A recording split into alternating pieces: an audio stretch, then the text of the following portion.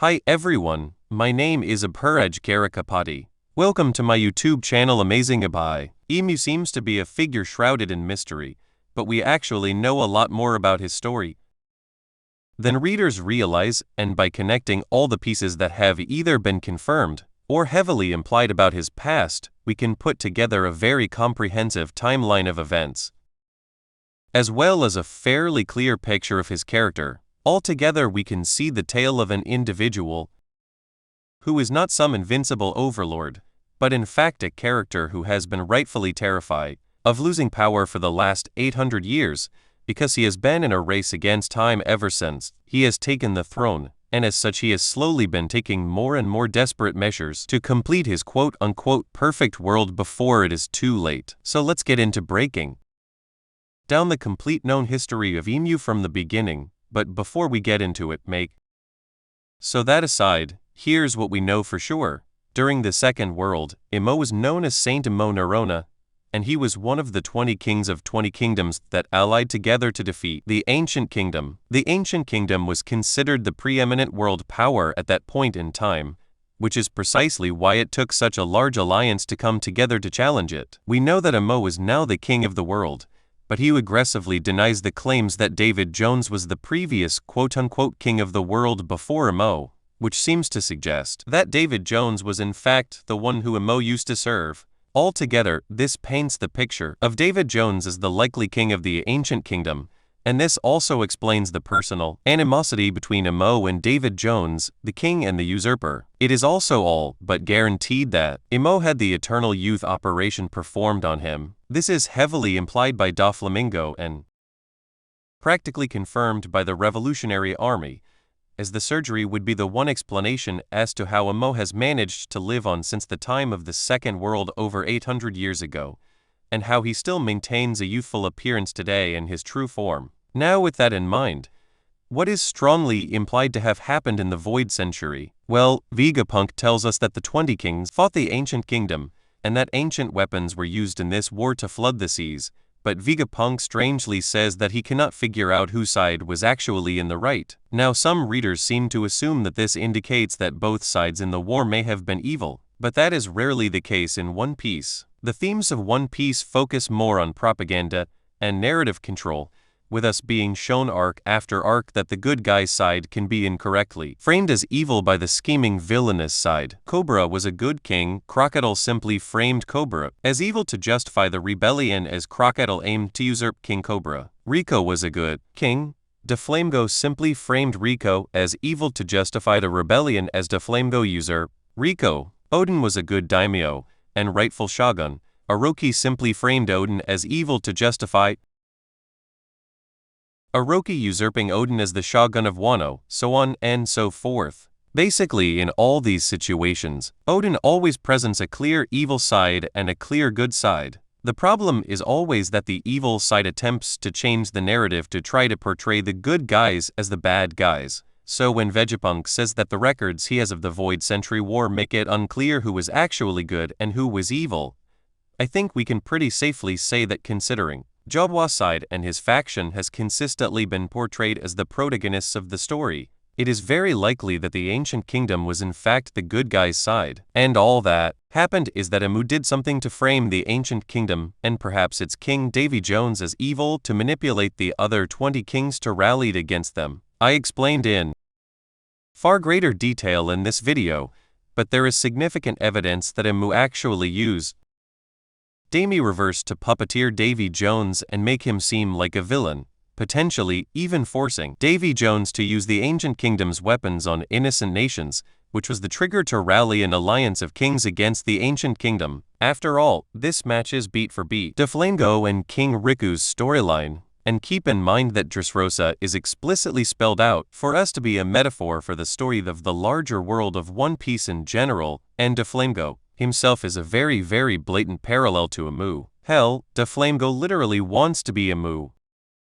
And Doflamingo is even shown foreshadowing Emu's eventual defeat in the very same page that Emu is officially introduced. Now Doflamingo's story in Dressrosa was of course puppeteering Riku to make Riku do evil things and blow stuff up, which in turn turned everyone against Riku. Everyone rallied around Doflamingo instead, and Doflamingo successfully usurped Riku and started his new regime, which was of course secretly a dystopia. So considering Oda blatantly wrote Doflamingo and Imu, with having essentially exactly the same power, being able to puppeteer other people, it is extremely likely that we have the same scenario play out back in the Void Century with Imu puppeteering Davy Jones to do evil things, but potentially even using the ancient weapons to blow innocent nations up, thereby framing Davy Jones and the Ancient Kingdom as villains, and then the other kingdoms had to come together to rebel against the Ancient Kingdom.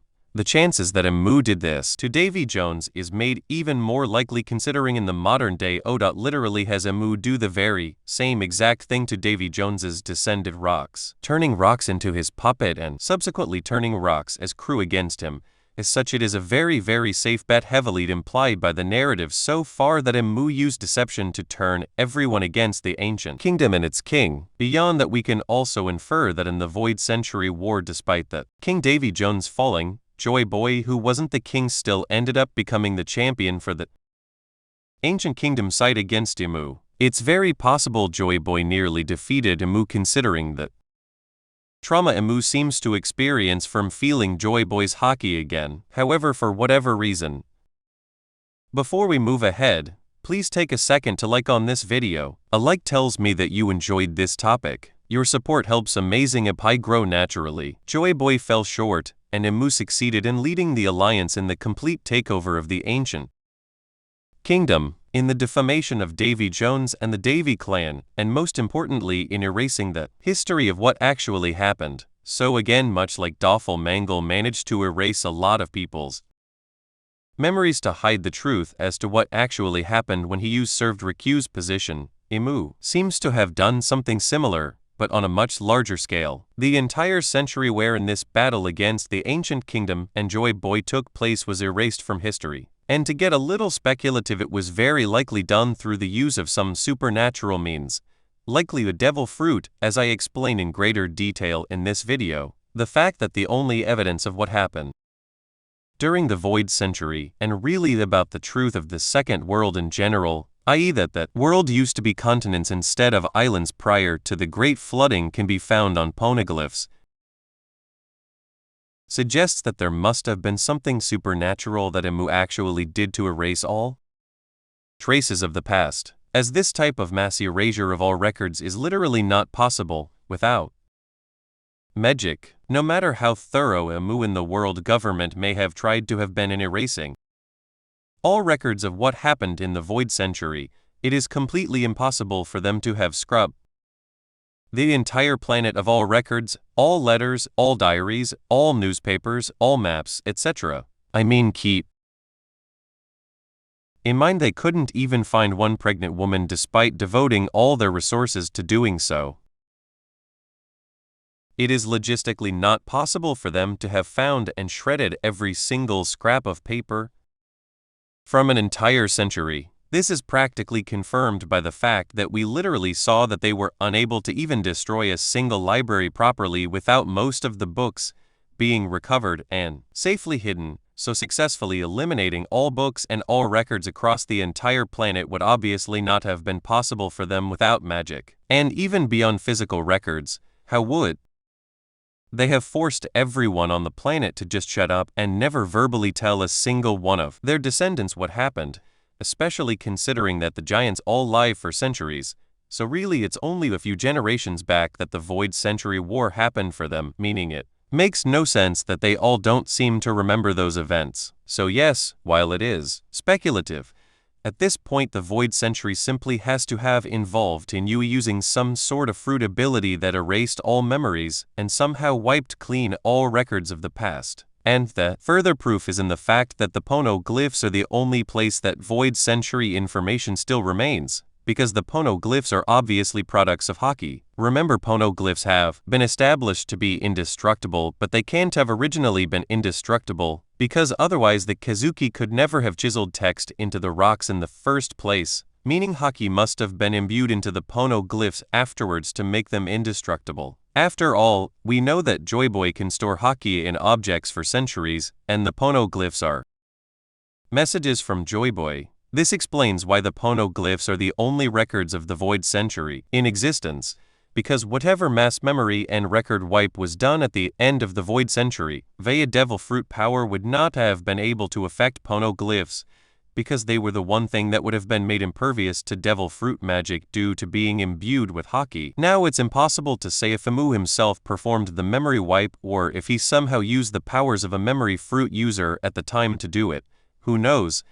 But it is very possible that Imu had his own equivalent of sugar at the time that did the job, and essentially created the Void Century. Now what has happened in the 800 years since the Void Century?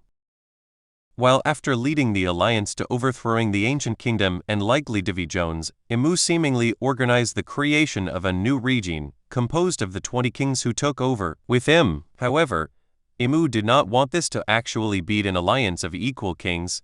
He considered himself to be the one true king and really the one true god of the world, so he established a hierarchy, and this is where it gets really interesting. The manner in which Imu constructed the system of the celestial dragons and the world government. Imu was very intelligent in this regard. He knew that if he ruled over the world as an immortal emperor for 800 years, that it would inevitably at some point start to look bad to the very citizens of the world, and this could cause rebellion. So Imu set up a system with several barriers. At the lowest level he created the world government, which is a faux government that is meant to give the illusion of an egalitarian ruling body that unites the world. All kingdoms that were not part of the initial rebellion against the ancient kingdom were allowed to join this. However, above the world government were the kings who were part of the alliance, the celestial dragons, and they essentially get to control the world government and tax everyone below them. Imu made sure that the members of these other royal families that fought with him in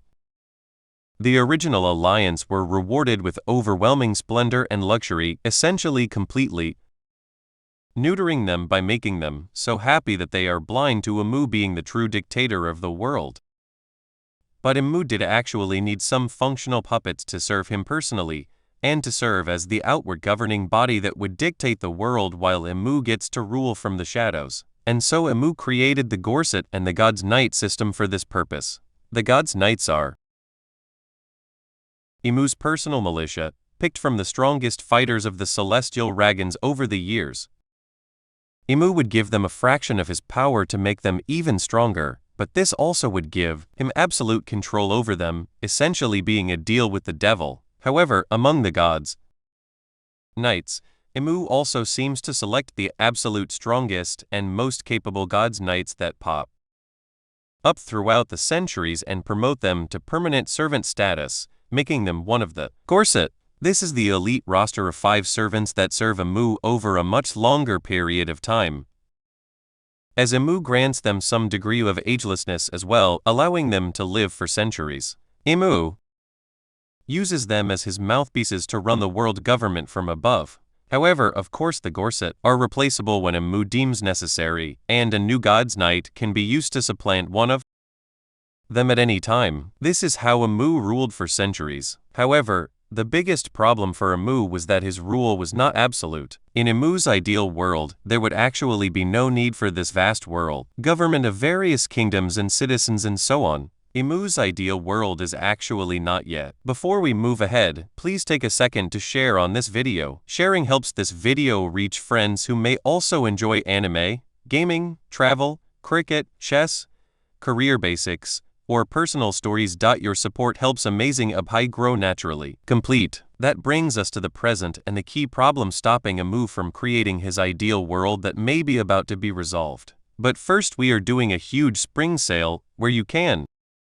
It's implied multiple times that the Great Flooding during the Void Century War was supposed to go further and actually eliminate all land in the world. But it seems that they likely ran out of juice for their ancient weapon before reaching the end of the job. This left Imu with this messy world where a large portion of humanity still exists, but Imu has no neat way to eliminate them all. While Imu himself is unimaginably powerful, there are some strange limits to using his abilities. If Imu uses his full zone transformation to fight, there appear to be painful consequences. meaning that Imu can't fight often and is forced to fight using proxies instead. Imu relies on puppets like his Gorsei and the God's Knights, but 13 soldiers aren't enough to kill everyone. Imu technically also has the vast marine forces under his control, but unlike the Gorsei and the God's Knights, whose servitude is absolute and enforced by Imu's black magic, the marine forces are independent humans who can only be controlled and directed thanks to propaganda. The Marines only serve the world government because they have been led to believe that it is a just and egalitarian regime that protects the innocent people of the world. Even the highest-ranking Marines don't actually know about Imu's existence, and they certainly don't know that Imu's true goal is to end all of humanity. As such, while the Marines are technically under the Celestial Dragon's control, there are limits to what Imu can do with them. Imu can never leverage them to accomplish his endgame goals of enacting genocide on the planet, as most of the Marines are ultimately just normal humans with families and loved ones who think that they are helping the world. As such, with Imu himself only being able to fight sparingly, and the Gorsei and the God's Knights as his handful of only true soldiers who would be willing to enact global genocide, Imu's position of power is actually conflicting. Yes, he has all the military power he needs to rule the world. However, his true goal is to completely cleanse the world, much like Enel did, with ideally only Imu and a small set of loyal supporters remaining. But Imu doesn't actually have the military power to do that. If Imu attempted to do that, then he would lose most of his military. That is why Imu has been so desperate for a long time now to get his hands either on the ancient weapons and the Mother Flame again, or to try and manipulate other powerful beings from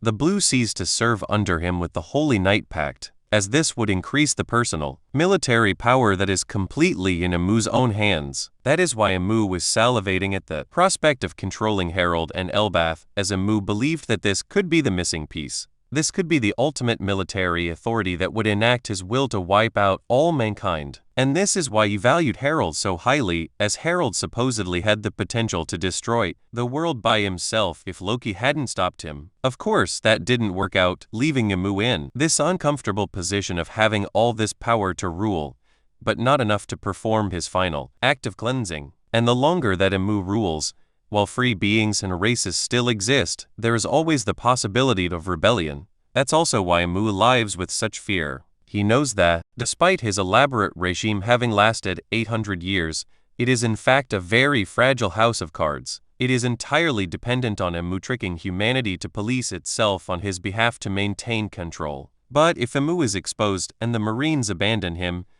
or the Marines themselves are defeated by pirates and revolutionaries, then Imu and his 13 soldiers would not fare well in war against the entire revolting world. This is why Imu fears the forces of the past, the D rising up again to spark this rebellion. This is why Imu's biggest need in recent times has been creating a personal military power that is his and his alone that can be used to wipe out all that is left. And that's also why we've now in the present reached a very interesting junction in history. Because Imu is on the verge of finally getting what he's needed for the last 800 years, that long-coveted personal military power. Now it's not just Imu and his 13 enslaved soldiers. Now thanks to the pacifistas, Imu finally also has a seed of absurdly powerful, completely obedient, foot soldiers.